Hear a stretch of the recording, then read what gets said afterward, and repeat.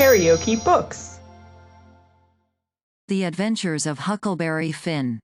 Written by Mark Twain. Audiobook. Chapter 9. The House of Death Floats By.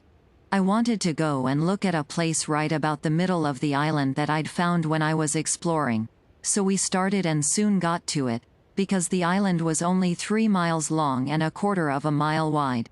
This place was a tolerable long, steep hill or ridge about 40 foot high. We had a rough time getting to the top, the sides was so steep and the bushes so thick. We tramped and clumb around all over it, and by found a good big cavern in the rock, most up to the top on the side towards Illinois. The cavern was as big as 2 or 3 rooms bunched together, and Jim could stand up straight in it. It was cool in there. Jim was for putting our traps in there right away, but I said we didn't want to be climbing up and down there all the time.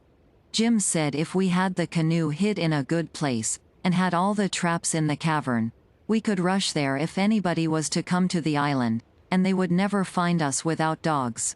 And, besides, he said them little birds had said it was going to rain, and did I want the things to get wet? So we went back and got the canoe, and paddled up abreast the cavern, and lugged all the traps up there. Then we hunted up a place close by to hide the canoe in, amongst the thick willows. We took some fish off of the lines and set them again, and begun to get ready for dinner. The door of the cavern was big enough to roll a hogshead in, and on one side of the door the floor stuck out a little bit, and was flat and a good place to build a fire on. So we built it there and cooked dinner. We spread the blankets inside for a carpet, and eat our dinner in there. We put all the other things handy at the back of the cavern. Pretty soon it darkened up, and begun to thunder and lighten, so the birds was right about it.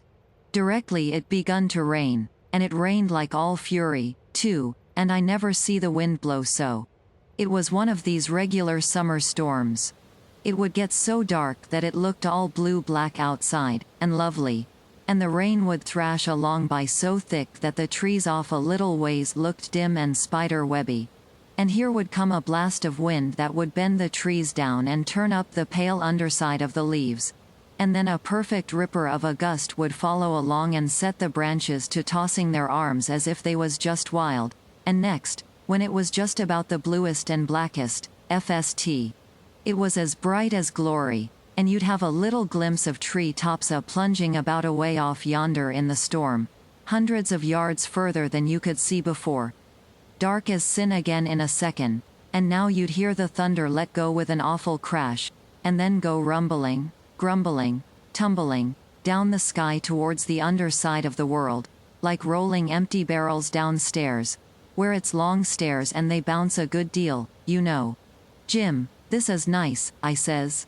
I wouldn't want to be nowhere else but here. Pass me along another hunk of fish and some hot cornbread. Well, you wouldn't a been here, if it hadn't a been for Jim. You'd a been down in de woods widout any dinner, and gitten, most drownded, too. Dat you would, honey. Chickens knows when it's gwin to rain, and so do de birds, chilly. The river went on raising and raising for 10 or 12 days, till at last it was over the banks. The water was 3 or 4 foot deep on the island in the low places and on the Illinois bottom. On that side it was a good many miles wide, but on the Missouri side it was the same old distance across, a half a mile, because the Missouri shore was just a wall of high bluffs. Daytimes we paddled all over the island in the canoe. It was mighty cool and shady in the deep woods, even if the sun was blazing outside. We went winding in and out amongst the trees, and sometimes the vines hung so thick we had to back away and go some other way. Well, on every old broken-down tree you could see rabbits and snakes and such things, and when the island had been overflowed a day or two they got so tame, on account of being hungry, that you could paddle right up and put your hand on them if you wanted to, but not the snakes and turtles, they would slide off in the water. The ridge our cavern was in was full of them. We could a had pets enough if we'd wanted them. One night we catched a little section of a lumber raft, nice pine planks.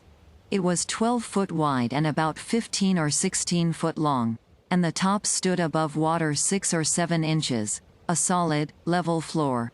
We could see saw logs go by in the daylight sometimes, but we let them go. We didn't show ourselves in daylight. Another night when we was up at the head of the island, just before daylight, here comes a frame house down, on the west side. She was a 2-story, and tilted over considerable. We paddled out and got aboard, clumb in at an upstairs window. But it was too dark to see yet, so we made the canoe fast and set in her to wait for daylight. The light begun to come before we got to the foot of the island. Then we looked in at the window. We could make out a bed, and a table, and 2 old chairs, and lots of things around about on the floor, and there was clothes hanging against the wall.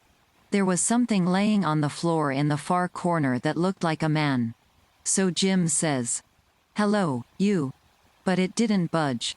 So I hollered again, and then Jim says, "De man ain't asleep, he's dead. You hold still, I'll go and see." He went, and bent down and looked, and says, "It's a dead man. Yes, indeedy, naked, too. He's been shot in de back. I reckon he's been dead 2 or 3 days. Come in, Huck, but don't look at his face, it's too gashly." I didn't look at him at all. Jim throwed some old rags over him, but he needn't done it. I didn't want to see him. There was heaps of old greasy cards scattered around over the floor, and old whiskey bottles, and a couple of masks made out of black cloth, and all over the walls was the ignorantest kind of words and pictures made with charcoal. There was 2 old dirty calico dresses, and a sunbonnet, and some women's underclothes hanging against the wall, and some men's clothing, too. We put the lot into the canoe, it might come good. There was a boy's old speckled straw hat on the floor. I took that, too. And there was a bottle that had milk in it, and it had a rag stopper for a baby to suck. We woulda took the bottle, but it was broke. There was a seedy old chest, and an old hair trunk with the hinges broke. They stood open, but there warn't nothing left in them that was any account. The way things was scattered about, we reckoned the people left in a hurry, and warn't fixed so as to carry off most of their stuff. We got an old tin lantern, and a butcher knife without any handle, and a brand new Barlow knife worth 2 bits in any store, and a lot of tallow candles, and a tin candlestick, and a gourd, and a tin cup, and a ratty old bedquilt off the bed, and a reticule with needles and pins and beeswax and buttons and thread and all such truck in it, and a hatchet and some nails, and a fishline as thick as my little finger with some monstrous hooks on it, and a roll of buckskin, and a leather dog collar, and a horseshoe, and some vials of medicine that didn't have no label on them. And just as we was leaving I found a tolerable good curry comb, and Jim he found a ratty old fiddle bow, and a wooden leg. The straps was broke off of it, but, barring that, it was a good enough leg, though it was too long for me and not long enough for Jim, and we couldn't find the other one, though we hunted all around. And so, take it all around, we made a good haul. When we was ready to shove off we was a quarter of a mile below the island, and it was pretty broad day. So I made Jim lay down in the canoe and cover up with the quilt, because if he sat up people could tell he was a nigger a good ways off. I paddled over to the Illinois shore, and drifted down most a half a mile doing it. I crept up the dead water under the bank, and hadn't no accidents and didn't see nobody. We got home all safe. KaraokeBooks.